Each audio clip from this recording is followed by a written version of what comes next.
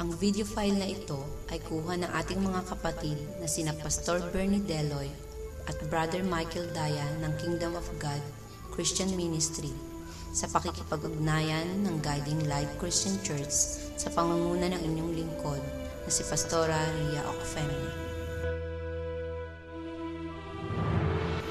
Sa video na ito ay masasalamin natin ang trahedya sa buhay ng mga tao, ngunit sa kabila ng lahat may pag-asa sapagkat ang Diyos ay laging nakatunghay sa buhay ng mga tao.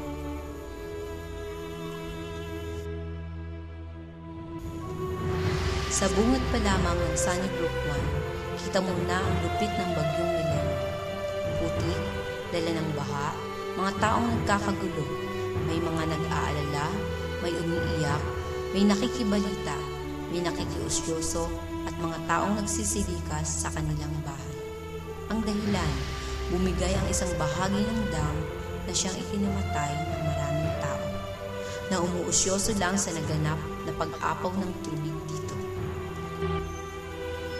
Ang nangyari, gumuho ang lupang kinatatayuan ng mga tao.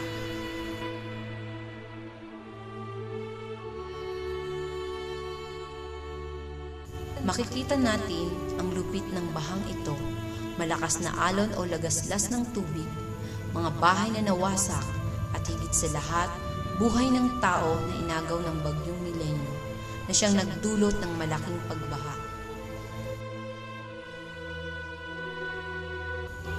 Ayon sa kanilang pagtatanong-tanong sa mga nakasaksi ng trahedya, mahigit kumulang ng 30 katao ang sabay-sabay na inanod ng baha nang gumuho ang lupa sa nasabing dam.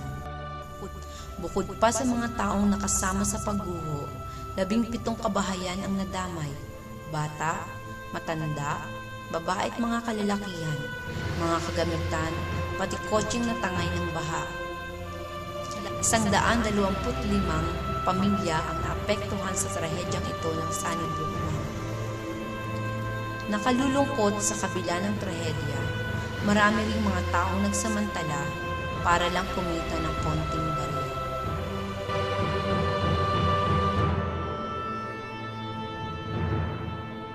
Makalipas ang isang linggo, binaybay namin ang mismong ilog ng Sunnybrook 1. Kitang-kita ang kalupitan ng bagyong Milene.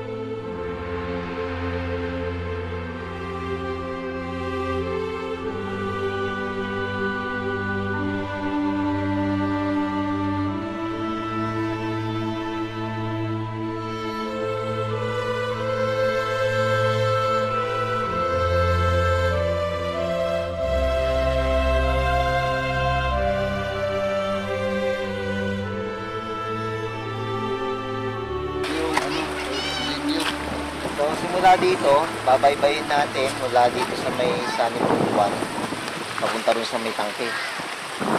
Ang strategy na gagawin natin, gigilid na lang tayo.